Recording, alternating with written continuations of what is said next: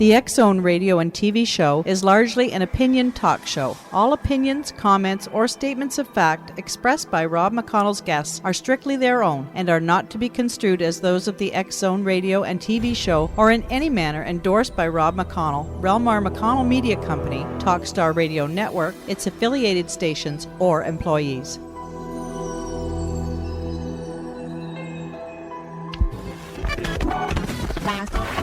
All Hit Radio.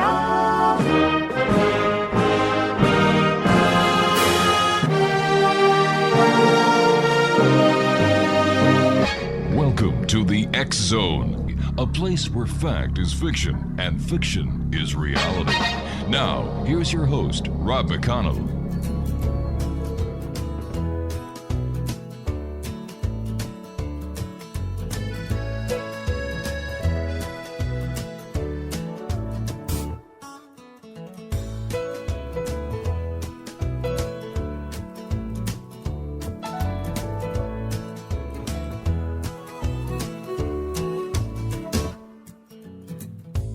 If I had $1 million, if I had $1 million, well, I'd buy you a house. I would buy you a house. And if I had $1 million, if I had $1 million, buy you furniture for your house. And welcome back to the X Zone, everyone. My name is Rob McConnell, coming to you from our studios in Hamilton, Ontario, Canada. Worldwide toll free. 1-800-610-7035. Email xzone@xzoneradiotv.com.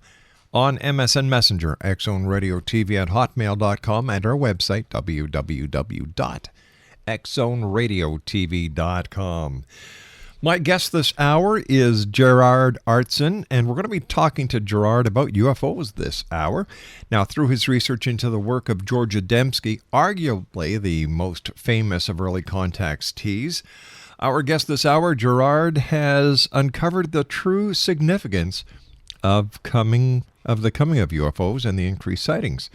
He reframes the discussion about the relevance of Adamski's mission in preparation for for a complete restructuring of our world. Joining me now from the Netherlands is GERARD AARTSEN. And GERARD, welcome to the X Zone.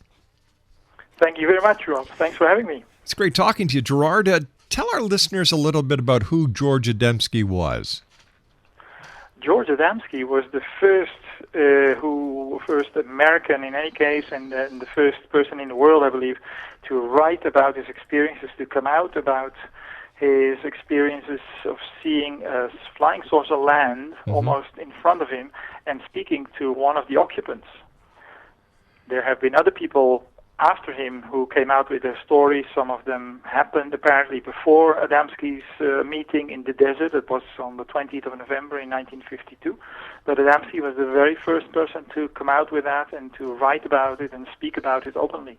Now tell me, GERARD, why do you think that the Adamski sighting and the Adamski contact is still relevant in today's society?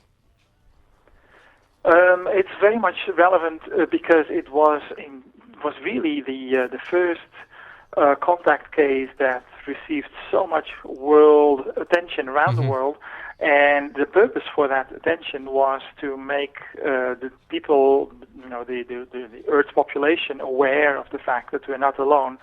But because he was drawing so much attention, and he was asked to bring a message of hope in the midst of the Cold War, the psychological threat that was going on between the Soviets and the Americans, the authorities decided that they wanted nothing of it, and started a disinformation campaign, basically, to make him and other contactees look ridiculous, and started to deride him and defame him. So that by the early 1960s, nobody was taking him or most of the other contactees seriously anymore, with a lot of conspiracy theories as a result. So the relevance of Adamski's case is, apart from the fact that it's been kept from the public, is that we need to be aware as a human race that we are not the only intelligent life in the universe, far from it, in fact. And there are people out there who are concerned about our well-being, not only, but also about the well-being of our solar system. And that's why they're here. All right, you and I have to take a 2-minute commercial break. Gerard, we'll be right back. I want to thank you so much for joining us. Exonation, this is going to be a very interesting hour.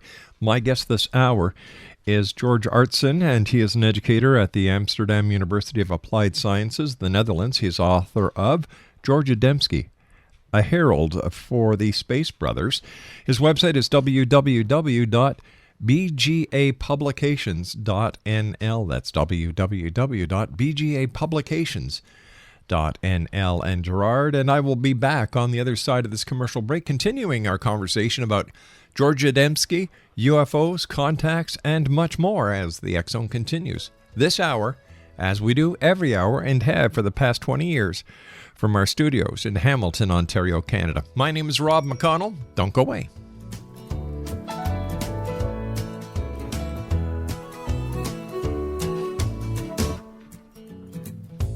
If I had $1 million, if I had $1 million, well, I'd buy you a house. I would buy you a house. And if I had $1 million, if I had $1 million.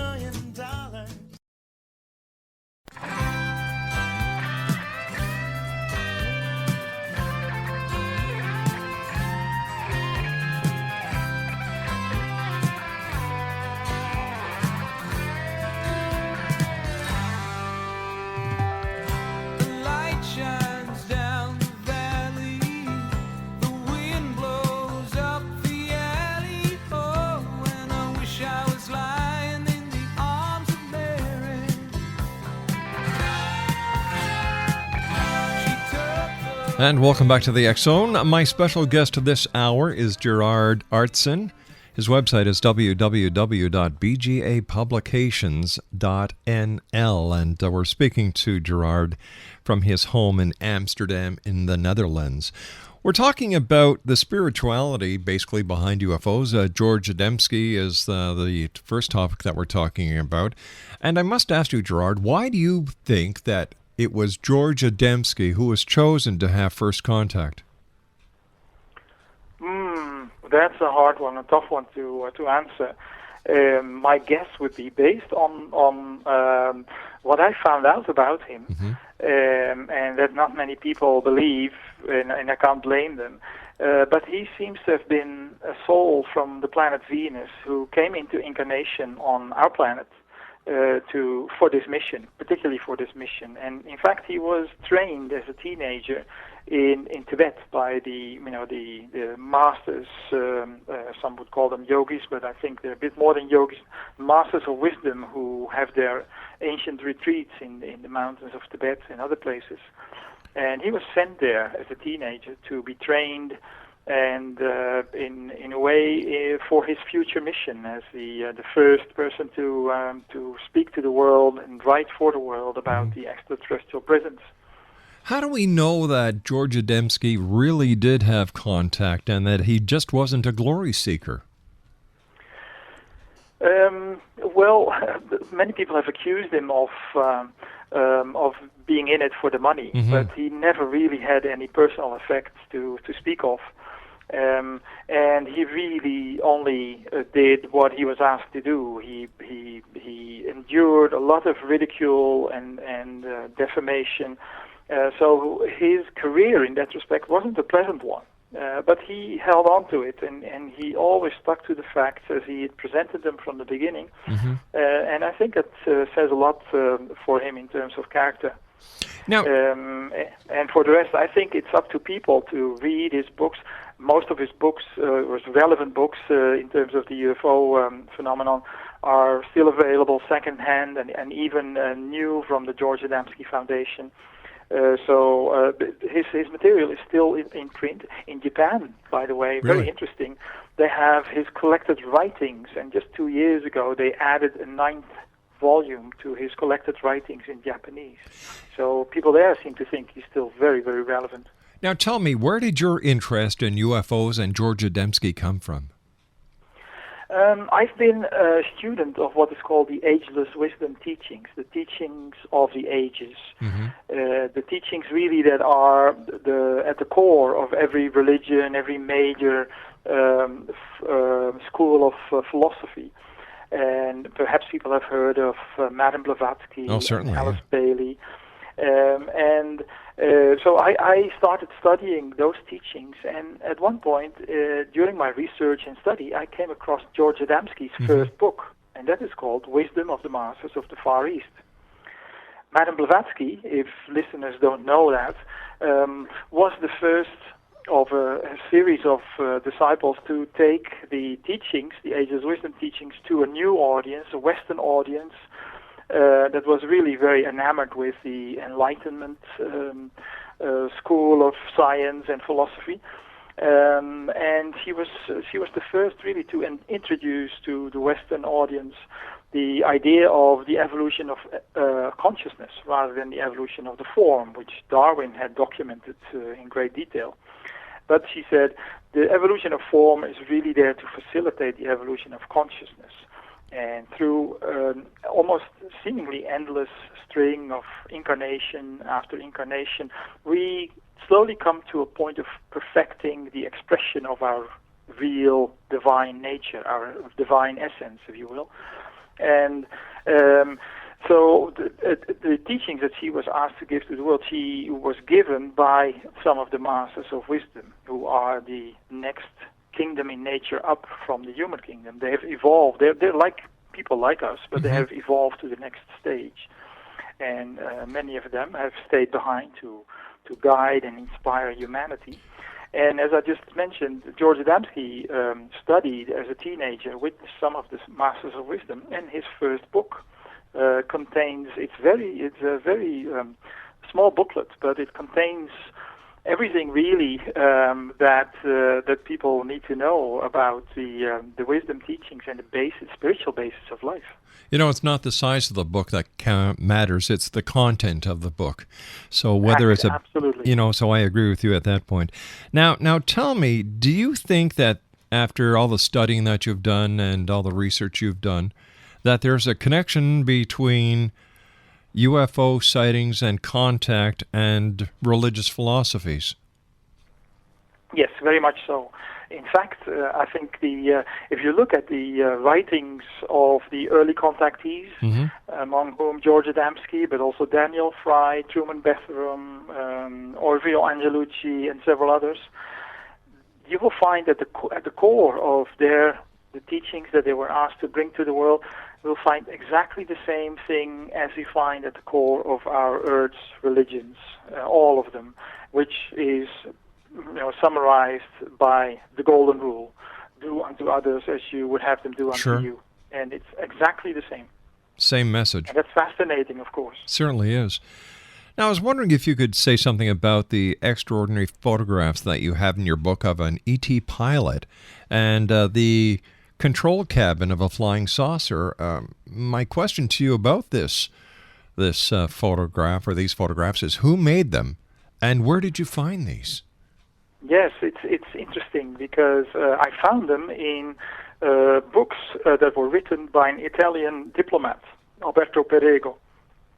And his books have never been translated into English, so they have never been consulted by other UFO researchers. I was lucky enough to have a friend who is Italian, and when I heard about these books, I managed to find copies secondhand, and I came across these photographs, which I thought were amazing, really, to have these photographs that nobody apparently in the English-speaking world had even known about in terms of their existence. So I found them in those books, and there were some very relevant passages in the writing of this diplomat. This was someone in the service of the Italian government for many years, and he served represented his government, his country, in many countries around the world. At the same time, he was almost as important for ufology in Italy as George Adamski was in the United States. And Alberto Perego was one of a large group of Italians, some of them very well known in society, and others common people, who had regular contacts with extraterrestrials who were working and living in underground bases around Italy and, in fact, around Europe. And one other person who was involved in that group, and the case has become known recently through the translation of an Italian book from 2007 called Mass Contacts, came out in English in 2009. Another person was a journalist at the time, Italian journalist, very well known, science and aviation journalist by the name of Bruno Ghibodi. And he was present when, in 1958, October, I believe it was, a flying saucer was made visible and landed near Francavilla in Italy. And he and a companion were allowed to take photographs of a pilot and the interior of the cabin. And that's the history of these remarkable photographs that, before I reproduced them, nobody knew existed. Tell me, why do you think it is that these visitors, for a lack of better words, are very subjective on who they reveal themselves to? Why don't they just, show themselves to the masses once and for all, so that all the speculation and skepticism can be once and for all dissolved? Yes. I understand your question, and in a way, I think that's what they're doing with an greatly increased number of sightings, especially since 2007, apparently, when the statistics of sightings has gone up dramatically. And on the other hand, they were in contact, and maybe they still are, maybe they've always been, in contact with several governments around the world in the 1950s. And they offered their assistance, technological and otherwise, if we would give up our pursuit of nuclear power and nuclear bombs, etc. Because that's one of their main concerns, that we blow ourselves up and thereby affect the integrity of the solar system.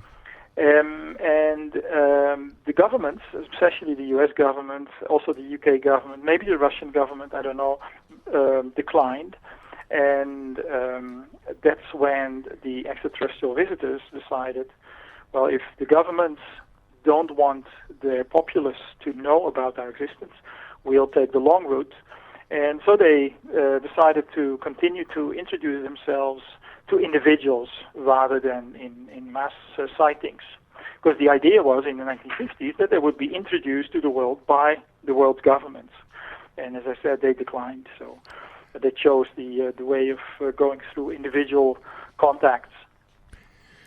I don't know. To me, it would be to their benefit if the government didn't want to make the introduction to the masses, that they just make this landing where the news media of the day would get it around the world. And by doing that, the governments could not perpetrate this alleged conspiracy and cover-up that is in place. Yes, I understand. Yeah. It's just that they would never, just like the masters of wisdom, they would never infringe our free will, and they respect our governments, especially in those days, but they still do, even if we don't.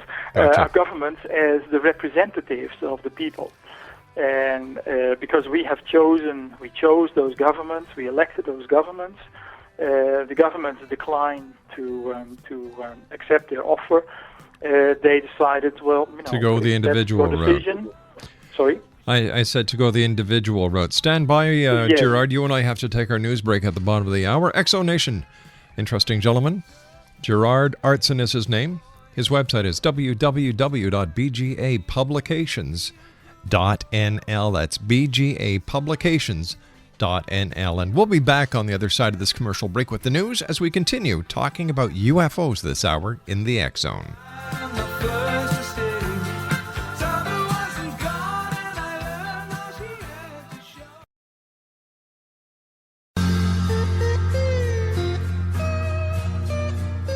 You're listening to the X-Zone Radio Show, live and around the world on the Talkstar Radio Network, X-Zone Broadcast Network, UK High Definition Radio, Euro High Definition Radio, and Star Cable. Our toll-free telephone number worldwide is 1-800-610-7035. Our email address, xzone@xzoneradiotv.com. On MSN Messenger, xzoneradiotv@hotmail.com, and our website, www.xzoneradiotv.com. Bring it home, baby, make it soon.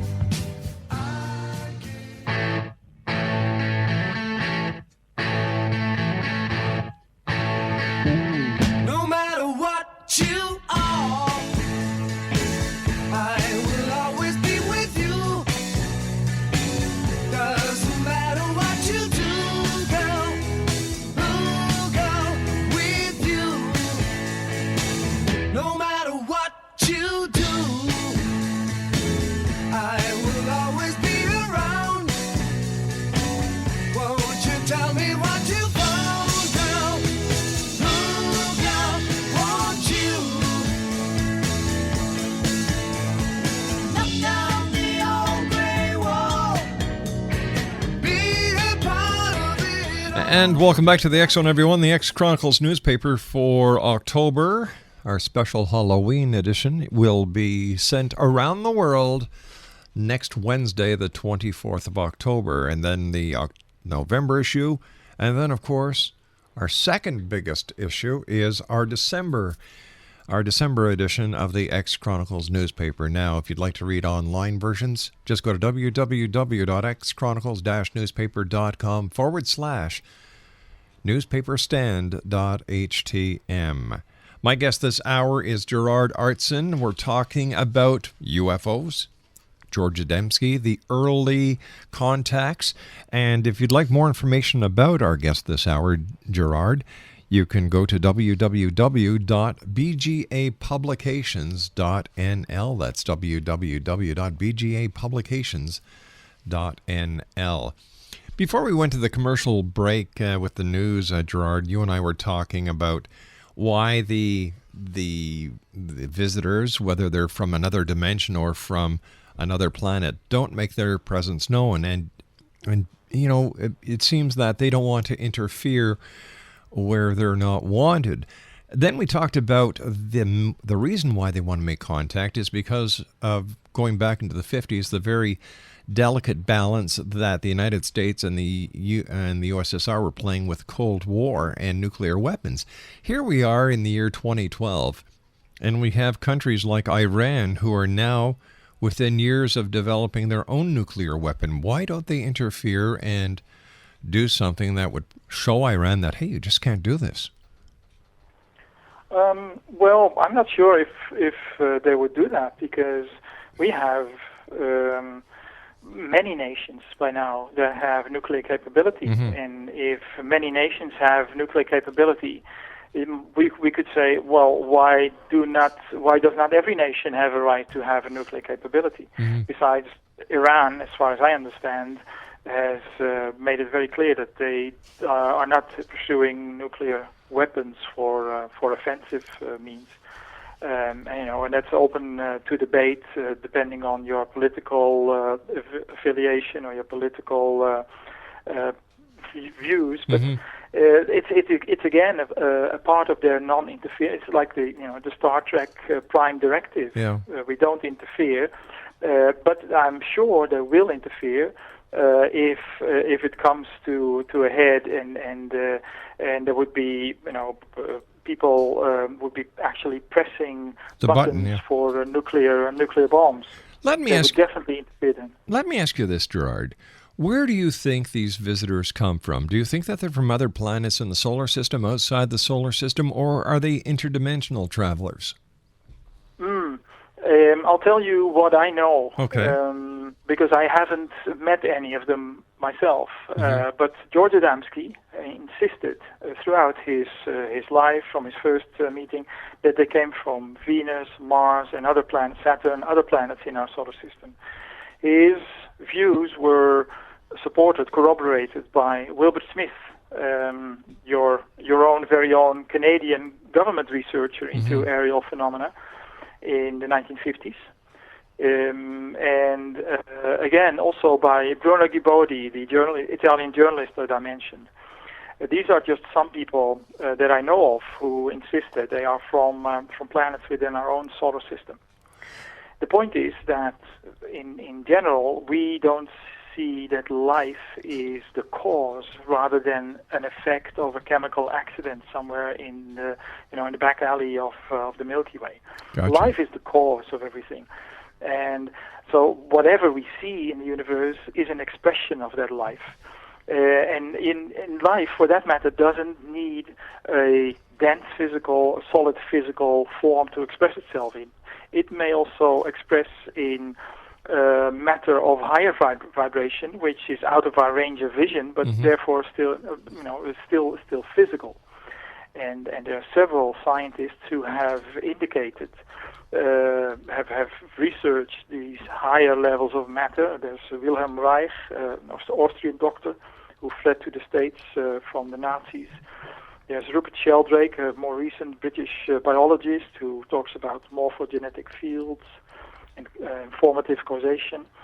And we have our own scientists who are chasing this elusive God particle, the Higgs boson, which they now think they may have found a trace of, in order to establish for a fact the existence of 96% of the known universe. So there's a whole layer of matter that we haven't quite managed to measure and to establish with our own limited scientific means. So I have no problems in believing Adamski and Smith and Ghibodi, who say that they are from the other planets in our system, except on a level of matter where we can't see them, just because the rate of vibration of their atoms is higher in their natural state. If they want to be seen, really all they need to do is sort of flick a switch, and they lower the rate of vibration of the atoms of their ships and their bodies, and we can see them. And the next moment, they flick back the switch, they'll be invisible again. So basically, like on Star Trek with the Klingons and their cloaking device. Something like that, even though, although that would be more of a device to go invisible for enemies or whatever. But for them, it's more of their natural state, and whenever they are seen, it's because they want to be seen. It's not a matter of coincidence or anything like that. Gerard, you say your book examines the UFO phenomenon against the background of the global changes taking place. Can you elaborate on this, and what changes are you talking about? Well, as we can see, it's very interesting. It's such an exciting time to live right now, because we can see all the traditional structures falling by the wayside, crumbling before our eyes, the political system, the financial system, the economic system, the educational system. One by one, it's clear that they are no longer working, no longer fulfilling the needs of the people. And governments, elections don't really result into favorable conditions for forming a government. When governments are formed, they have no real vision of how to get out of this economic problem. All our structures are based, especially in the last 40 years, on greed and competition, it seems, and separation and conflict. And these are no longer working, and the people are catching on to that. If we look at the protest movements that started with the Arab Spring, then went on with the student movements in Southern Europe, which developed into the whole worldwide Occupy movement, we can see that there's this growing tide of people who understand that their needs are no longer fulfilled and looked after by the traditional structures and the traditional systems. And in fact, in an article from 1962, and in his book Inside the Spaceships, Adamski not really predicted, but he referred to this time of social upheaval. And that's what we're seeing now. And it's like humanity is awakening again it's awakening from its cosmic slumber and awakening to its divine nature. And in order to assist humanity in its transition into this new state of awareness, the UFOs are here to help us. Now, something else that you say in your book, you say the message from space is that life is one and that we should live as one. Can you explain exactly what you mean by this? Well, as I said, life is the cause of everything. It's not an effect. And that means that we are all brothers and sisters of one humanity.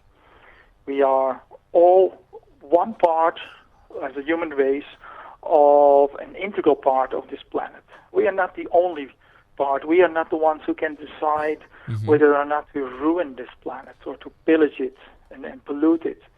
And we need to realize that we are an integral part and that we have a large responsibility, big responsibility. We, at the same time, we are also part of this solar system.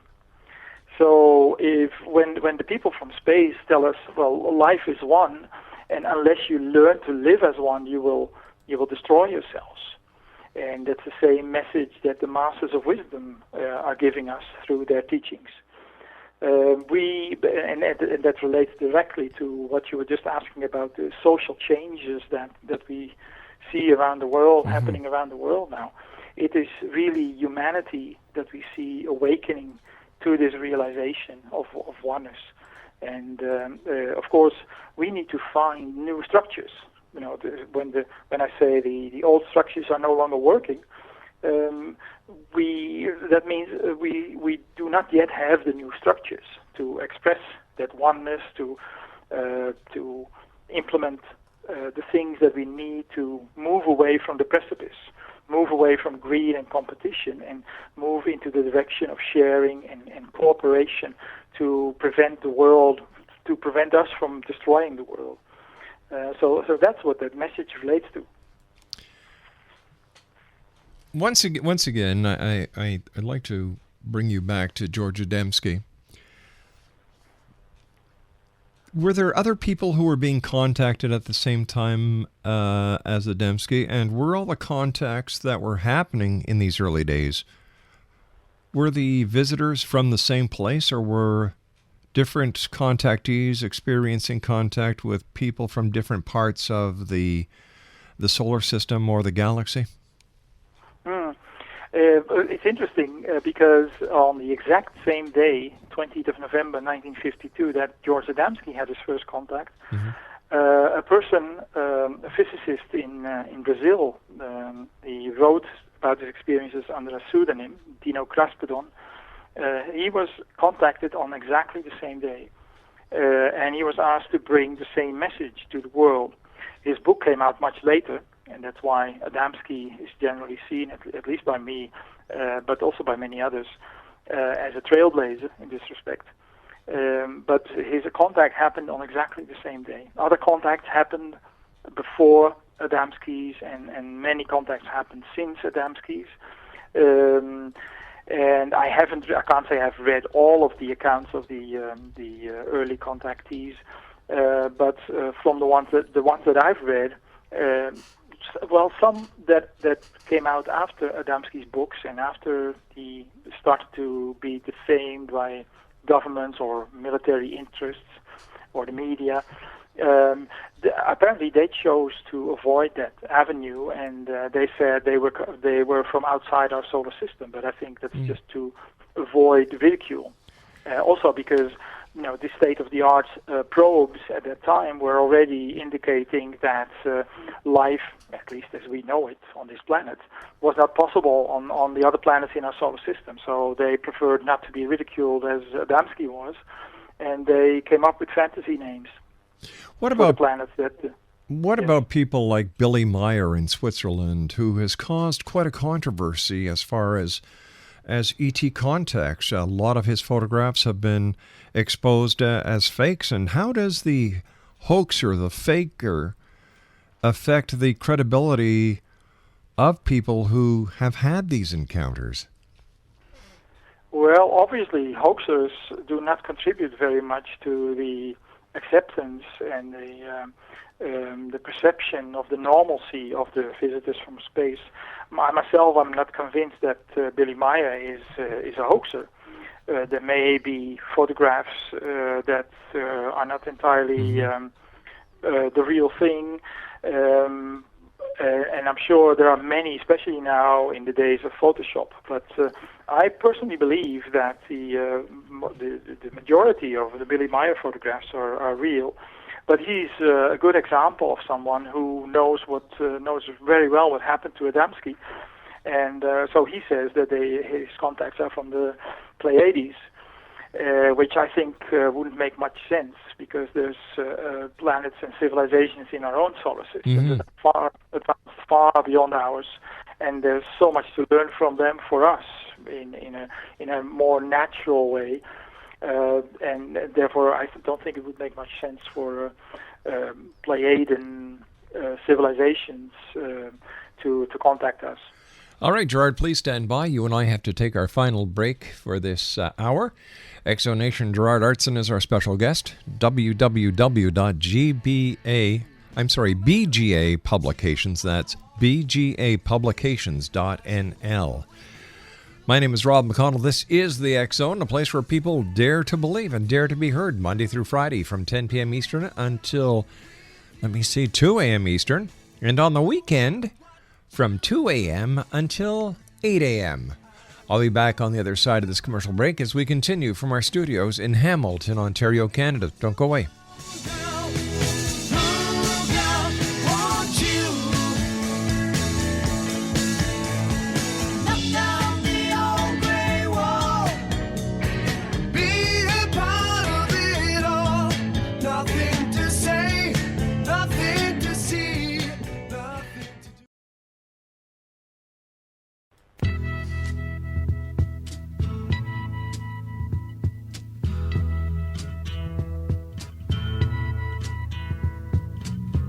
Something happening here. What it is ain't exactly clear. There's a man with a gun over there, telling me I got to beware. I think it's time we stop, children. What's that sound? Everybody look what's going down. Exonation, our guest this hour is Gerard AARTSEN, www.bgapublications.nl. Gerard, first of all, I want to thank you very much for joining us. It's been a great pleasure talking to you. I wish you continued success in getting the word of the Space Brothers or those from the other planets or the interdimensionals to the people. And I would like to ask you a hypothetical question, if I may. Let us say you're driving your car in the countryside of the Netherlands. You turn a corner and smack dab in front of you is a spacecraft. Outside of the spacecraft are a couple of extraterrestrials or space brothers. How would you conduct a conversation with them? If they wanted a conversation with me, I'm sure they'd be able to make that known telepathically. What would you ask them? What questions would you ask? Sorry? What questions would you ask? What questions would I ask? I think the first question would be, could you take me along for a ride? I think everybody would like that. Exactly, yeah. I would not pass on that one. No. I remember one time sitting at the lunch table when I was still living with my parents, and that's what I told my mom. If I saw UFO land, I would get on without thinking about it. And she said, "But you don't even know if they'll have bread." Typical mother, right? You're very Typical practical. mother. Tell me, we've got about a minute left. So, do you think that if the population of the planet Earth was to fully comprehend and accept the notion that the extraterrestrials are here, that there would be a collapse of government and religion as we know it? Yes, quite definitely, and that's exactly the reason why they don't show en masse before governments acknowledge their existence. And they are only here in support of what's happening, and we're living in momentous times, momentous transitions taking place, and until humanity has reconnected with its spiritual source, with its spiritual essence, as expressed in all the many various religions, there will not be open contact with the extraterrestrial brothers and sisters. Gerard, I want to thank you ever so much for joining us. Please come back and see us again. I'd love to talk to you more about UFOs, Georgia Dembski, and contact. Thank you so much. It was my pleasure. Take care of yourself, and thank you once again. Exonation, our guest this hour has been Gerard AARTSEN. We've been talking about Georgia Dembski, UFOs, as well as the spirituality behind UFOs. For more information, please visit his website, www.bgapublications.nl. That's www.bgapublications.nl. I'll be back on the other side of this commercial break with the news at 6.5 minutes past the hour as the X Zone continues from our studios in Hamilton, Ontario, Canada. You can listen to the X Zone archives with our compliments 7 days a week, 365 days of the year, 24 hours a day at www.xzonepodcast.com. And it's only fair to say that not only our compliments, but the compliments of our many advertisers. 1-800-610-7035 worldwide toll-free. Email xzone@xzoneradiotv.com. And I'll be back on the other side of this commercial break with the news as we continue investigating the world of the paranormal and the science of parapsychology. Don't go away.